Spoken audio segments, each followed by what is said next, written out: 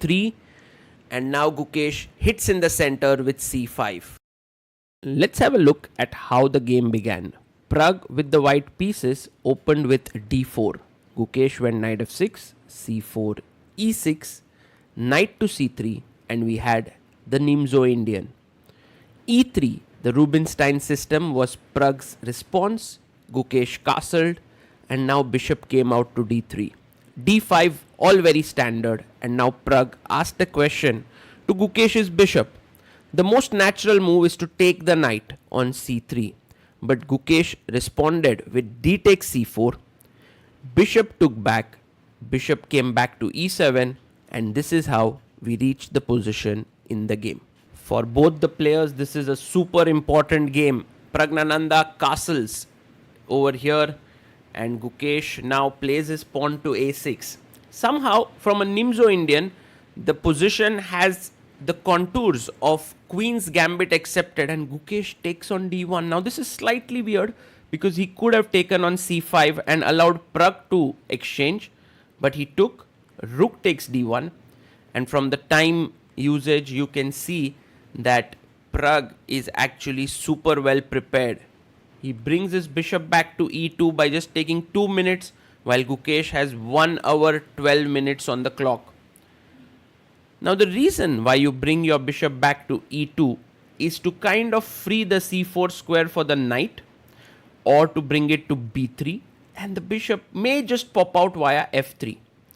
Pawn comes up to b4, attacking the bishop. Now the most natural move is go back to e7. It's also the safest move, but Gukesh goes bishop a7, and this is risky. The reason is that the d6 square is a bit weakened here. Bishop b2 played, and now perhaps b5 makes some sense to get the bishop out to b7.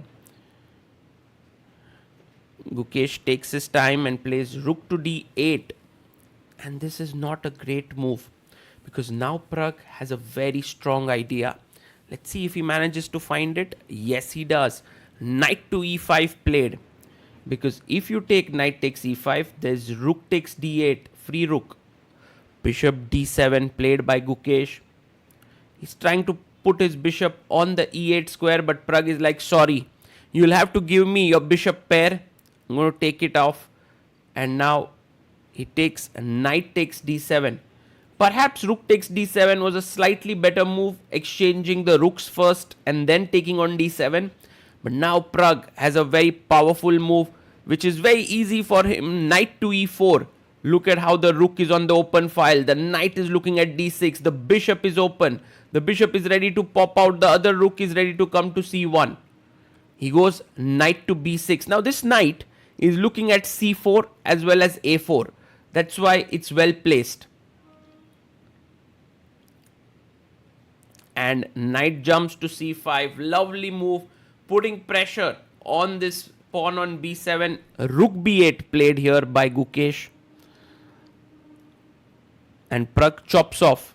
If you take now rook d8, then I have knight b7, and rook takes rook d2, I have bishop f3. So this is a possibility, but more importantly, you have bishop to f3 putting pressure here.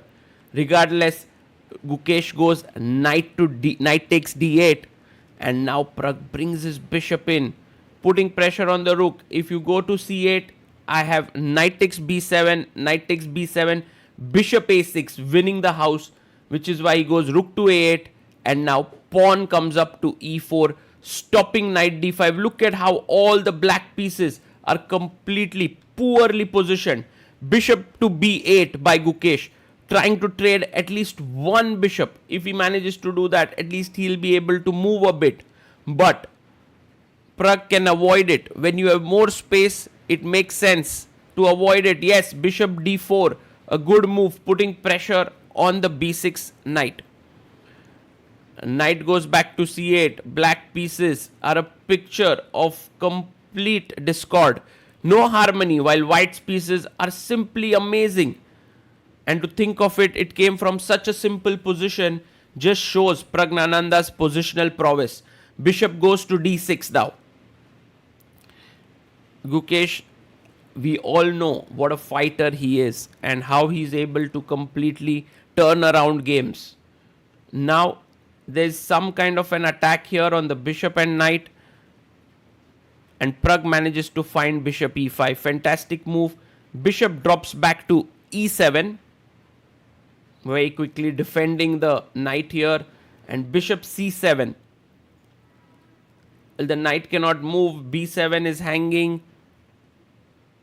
So he goes knight c6. Maybe with the idea that if you take, he wants to go rook a7 attacking here, but then there's rook c1 attacking the knight. So Pragg does take the pawn on b7. And Gukesh goes g5. Well, that's not a move that you make happily. And bishop f1, such a clinical move. In some lines, the knight jumps to d4 attacking the bishop. That's prevented now. g4 played here by Gukesh. And Pragg goes rook to c1, attacking the knight on c6. The knight does come to d4 square.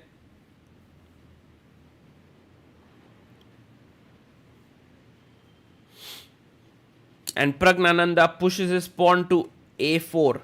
His point here is if bishop c4, bishop b4, he wants to go rook to c4, attacking both the pieces. f6 played here by Gukesh. And now there are many ways to take advantage of this. He goes pawn to e5. I love this move because if pawn takes pawn, there is bishop takes. He goes knight to a7.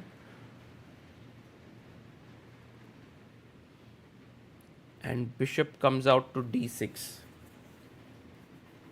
Plays his bishop to d6. And knight a to c6.